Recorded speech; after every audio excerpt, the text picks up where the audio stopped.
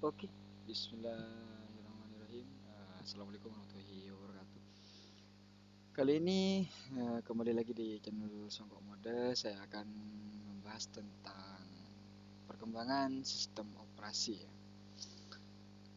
Di sini itu ada beberapa sistem operasi yang akan saya bahas. Pertama Windows, Mac OS, terus ada Linux, FreeBSD, dan perbedaan antara FreeBSD dan Linux. Oke teman-teman. Oke, sebelumnya di sini saya Rafli Brasolaka ya sebagai pematerinya atau pembaca ya, pembaca materi. Baik, kita mulai ya presentasinya. Saya akan jelaskan.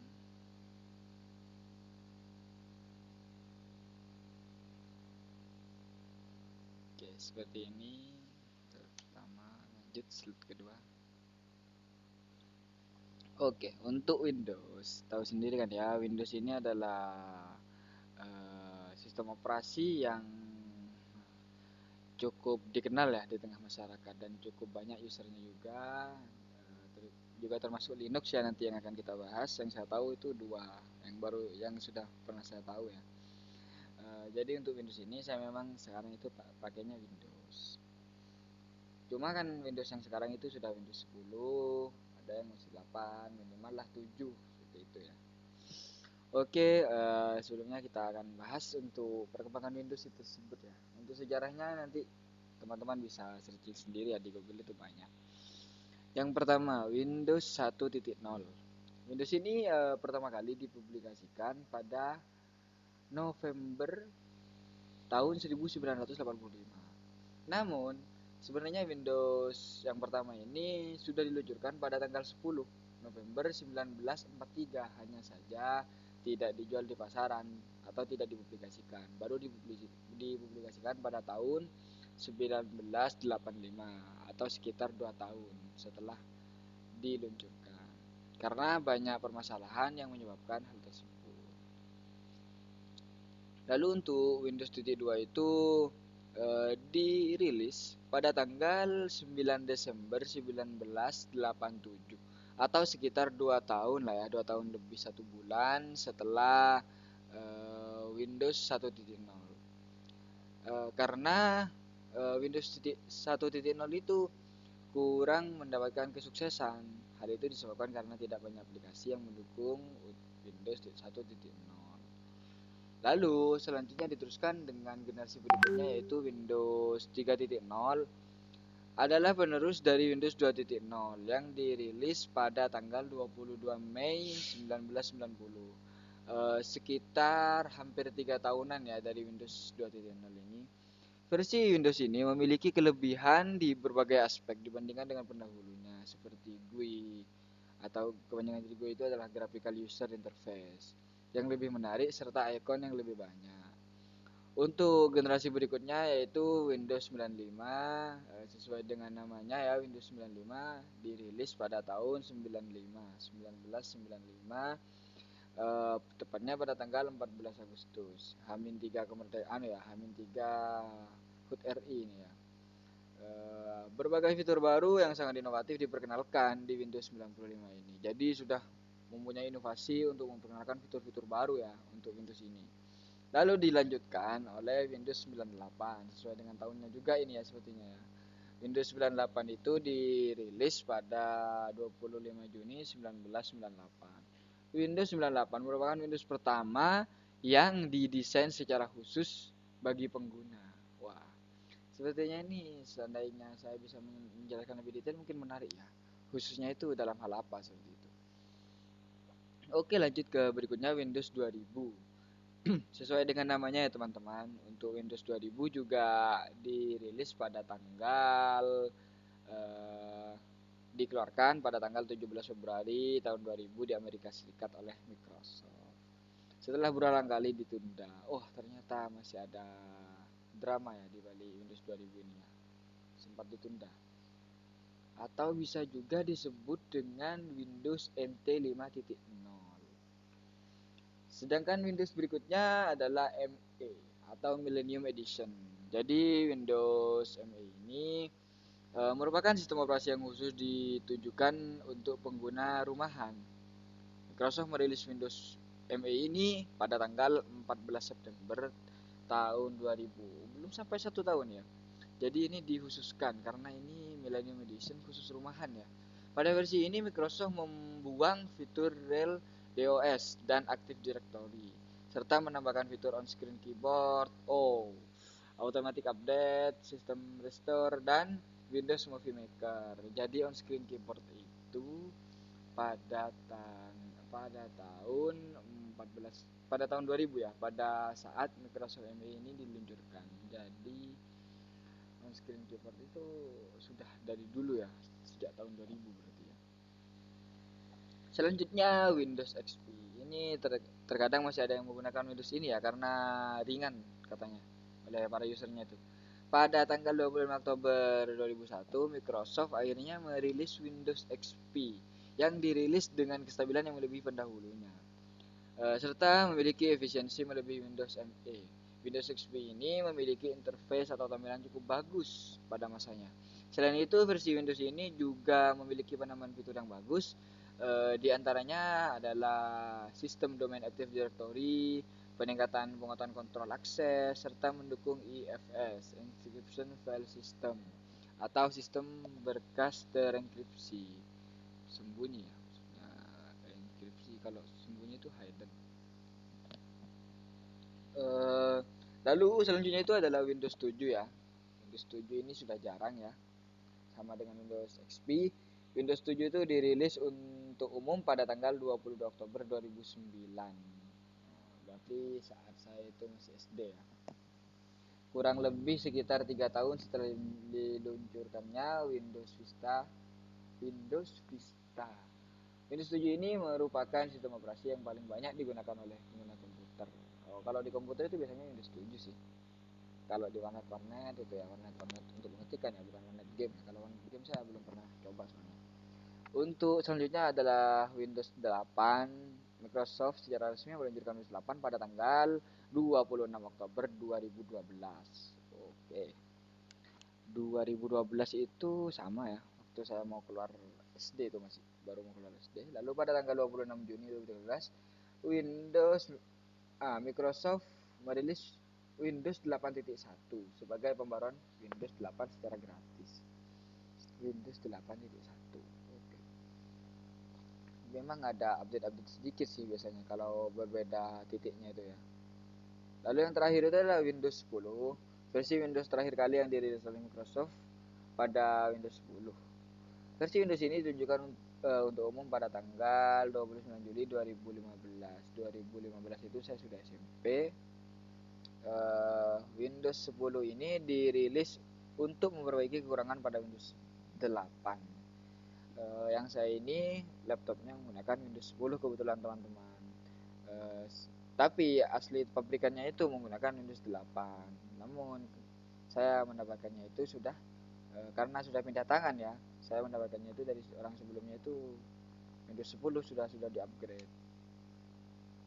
Jadi yang selanjutnya ini macOS 8 yang pertama ya. Ini untuk sistem macOS. Ini banyak sekali teman-teman ya. Ada macOS 8, macOS 9. macOS 8 itu dirilis pada 8 Juli 1997 dengan respon baik dari publik. Ini terlihat dari tingginya penjualan sistem operasi ini, yakni sebanyak 3 juta kopi hanya dalam waktu 6 bulan. Wow, fantastik banget angkanya ya teman-teman. 3 juta kopi hanya dalam waktu 6 bulan. Waduh, bisa dihitung sendiri ya penghasilannya itu berapa ya. Lalu untuk selanjutnya itu ada macOS 9-nya. Ini adalah pembaruan setelah macOS 8, 2 tahun setelah macOS 8 ya. Dan dianggap juga sebagai versi di masa peralihan OS 8 menuju OS X. Dan selanjutnya itu ke belakang ini ya yang tak saya tahu itu nama-namanya sudah menggunakan karakter-karakter sepertinya ya. Maksudnya karakter itu di sini karakter hewan, karakter apa seperti itu ya. Bukan karakter seperti di coding itu ya. Jadi yang pertama itu adalah kita. Citah itu kalau tidak salah sejenis seperti harimau itu ya, kurang tahu saya jelasnya. Atau macOS X resmi dirilis oleh Apple pada tahun 2000 dengan melakukan perubahan atau transformasi pada sistem operasi. Ini mengingatkan ini mengingat tingkat kebutuhan pengguna yang semakin meningkat sehingga pengguna sangat membutuhkan sistem operasi yang lebih canggih yang dapat digunakan untuk membantu pekerjaan mereka. Sedangkan Windows tadi itu kita lihat pada tahun 2000 mereka sudah punya Windows ME khusus rumahan. Dan 2001-nya mereka sudah punya Windows XP yang sudah lumayan mutakhir ya. Lalu selanjutnya itu dari macOS itu ada Puma atau di sini macOS X versi 10.1 ya. Diperkenalkan di publik pada tahun 2021. Oh, ini ternyata teman-teman yang berbarengan eh, dengan anu ya, dengan apalah? Dengan tadi Windows XP. Dan selanjutnya itu adalah Jaguar atau macOS X 10.2 dirilis pada tahun 2002. Sedangkan untuk macOS X 10.3 itu dirilis pada tahun 2003. Versi Panther ya. Dilengkapi dengan fitur-fitur seperti iChat AV atau video conference, tampilan expose dan Finder dengan satu akses klik ke file dan folder. Lalu ada macOS X 10.4 yaitu versi Tiger ya. Di sini ya dirilis pada tahun 2005 dan memiliki penjualan hingga mencapai 2 juta kopi dalam hanya 6 minggu. Kalau yang pertama macOS 8 itu 3 juta kopi dalam 6 bulan, ini 2 juta kopi hanya 6 minggu. 6 minggu itu setara dengan sekitar 1,5 bulan lah ya teman-teman ya. Berarti seperempat dari waktu untuk untuk mengeluarkan 3 juta kopi pada macOS 8. Sangat fantastik ini teman-teman peningkatannya ya. Lalu berikutnya itu ada Leopard. Di sini dirilis pada tahun 2007. Ini merupakan macOS X 10.5. Di sini ada penambahan fitur yaitu cover flow, Defender dan time machine. Mesin waktu ya. Ada Snow Legend. Snow Legend ini adalah merupakan tipe 10.6-nya. Di sini adalah perubahan besar-besaran kemudian mencapai 90% ya dari 1000 proyek yang ada pada pengembangan macOS X. Waduh, lumayan besar ini ya. 90% dari 1000 proyek berarti 900 ya, sekitar 900. Lalu ada versi berikutnya itu Lion macOS X 10.7 ini pada tahun 2011 ya. Untuk 10.8 Mountain Lion itu 2012-nya.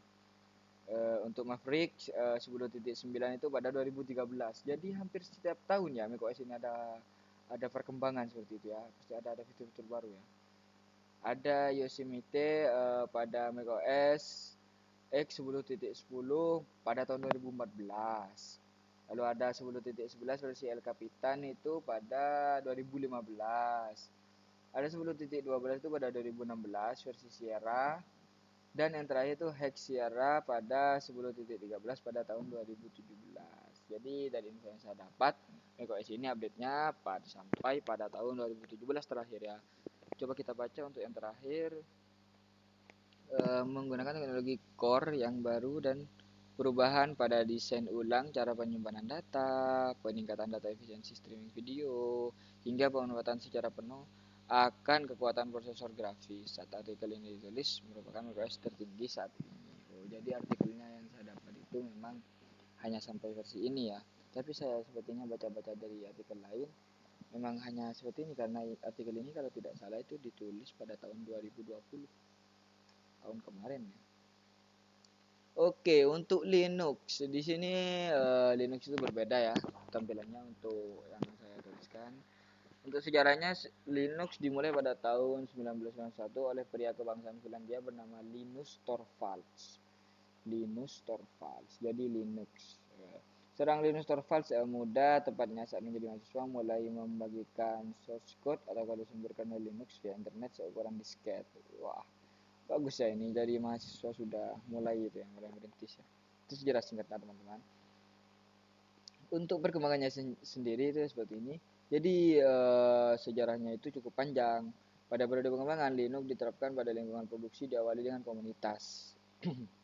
Pada saat itu organisasi besar seperti NASA sudah mulai memakai komputer dengan sistem operasi Linux dan mengganti mesin mahal mereka. Waduh, sampai digunakan oleh NASA langsung ya.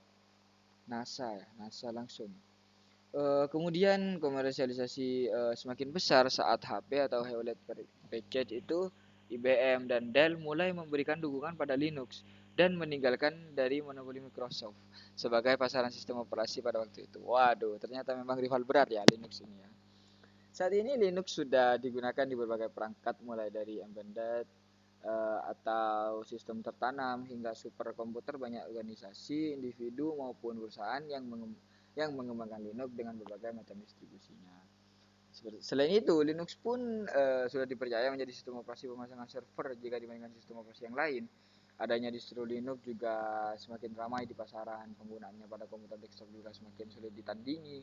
Tidak hanya di komputer komersil, Linux juga digunakan di tablet, Android, ponsel, Amazon, kamera, televisi, DVD player, pesawat, NISA atau New York Stock Exchange, dan LHC atau Large Hadron Collider atau LPC, One Laptop Per Child, sampai ke layanan pos AS. Lalu yang berikutnya itu adalah FreeBSD. Sejalannya FreeBSD adalah sebuah sistem operasi komputer berbasis 4.4 BSD Lite 2. Sebuah versi dari Unix. Jadi Linux itu dari Unix juga, yang dikembangkan oleh University of California di Berkeley. FreeBSD merupakan sistem operasi Unix-like yang banyak dipakai sebagai server. Saat ini FreeBSD dikembangkan oleh sebuah grup developer dari seluruh penjuru dunia. Dalam melengkapi diri sebagai sebuah sistem operasi yang lengkap bagi penggunanya, FreeBSD memberikan dukungan sebuah koleksi metafile yang berguna untuk membantu instalasi aplikasi tambahan yang disebut sebagai ports collection serta package sebagai bentuk paket siap install. Untuk varian-variannya itu ya di sini ada varian NetBSD, FreeBSD dan OpenBSD. Jadi yang terbatas itu FreeBSD. Model pengembangan sistem operasi tersebut terbuka, namun mempunyai hierarki tertentu, yaitu kontributor. Yang pertama adalah developer yang menulis kode, patch, dan dokumentasi, namun tidak memiliki hak untuk menulis atau membuat sebuah file dalam source tree. Jika pekerjaan yang mereka lakukan ingin dimasukkan, maka harus diperiksa terlebih dahulu oleh seorang komiter atau dengan persetujuan beberapa orang komiter. Jadi komiter itu adalah developer yang memiliki hak menulis dan mengakses source tree. Dalam lingkup CVS memiliki hak commit. Secara tipikal, seorang komiter bekerja hanya pada bagian-bagian terpilih dari keseluruhan project. Yang terakhir adalah core team, membimbing secara keseluruhan arah dan tujuan proyek dan membuat keputusan akhir dalam kasus perselisihan pendapat ya, perselisihan paham antara developer mengenai source code atau hal lainnya. OpenBSD tidak mempunyai core team secara formal, namun Theodorat bertugas sebagai pemimpin proyeknya. Untuk setiap orang dapat menjadi kontributor dan mengirimkan patch atau membenarkan kesalahan penulisan dalam sebuah halaman manual. Orang-orang yang mengerjakan banyak hal atau berkompeten dalam sebuah area proyek yang dipromosikan menjadi komiter akan dipromosikan menjadi komiter.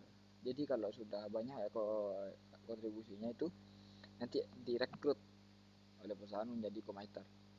Hal ini ditujukan untuk menjaga komputer yang lain memeriksa terlalu banyak hal pada waktu yang sama. Jadi anggaplah butuh support ya.